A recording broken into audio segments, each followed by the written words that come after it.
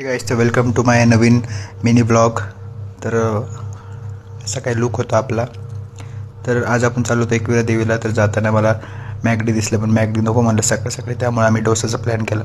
तर मग डोसा मागवले. ते एक कट डोसा होता आणि एक मसाला डोसा होता. तर अशा प्रकारे कट डोसाची टेस्ट तर मस्त होती एकदम. आणि थोडा वेट केल्याने आमचा नेक्स्ट डोसा पण आलेला. याची पण टेस्ट खूपच भारी होती. तर अशा प्रकारे आम्ही खाल्लं आणि मग निघालो पुढं जायला.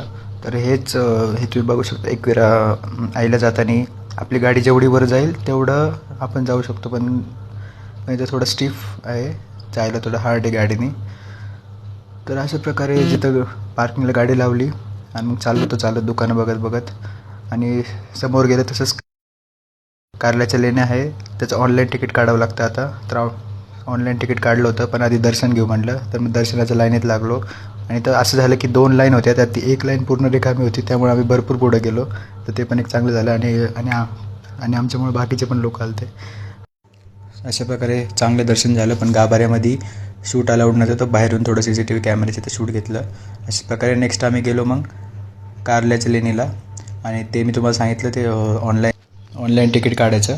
आणि मग तसंच बघितलं, आतमध्ये कोरिओकॉम भारी होतं, खूपच छान केलं होतं. आणि आत पण तसंच आणि बाहेर पण तसंच खूप मस्त होते. तर तेच बघायला मॉन्क लोक पण आले ते. हे काही नक्षीकाम होतं आतमध्ये. आता ॲक्च्युली नवीन आहे का जुनं हे नाही माहिती, पण ते लाकडाचं जे केलं आहे आतमध्ये ते थोडंसं नवीन वाटत होतं. ते तर वाटतं की नंतर केलेलं आहे, पण काय माहीत आता. आणि हे दुसरं लोकेशन होतं. इथं काय नव्हतं एवढे, असे छोटे छोटे रूम्स होते का जेल होते काय माहिती जुन्या काळातले. असंच मग घरी निघालो. तर हाच होता मग आजचा ब्लॉग.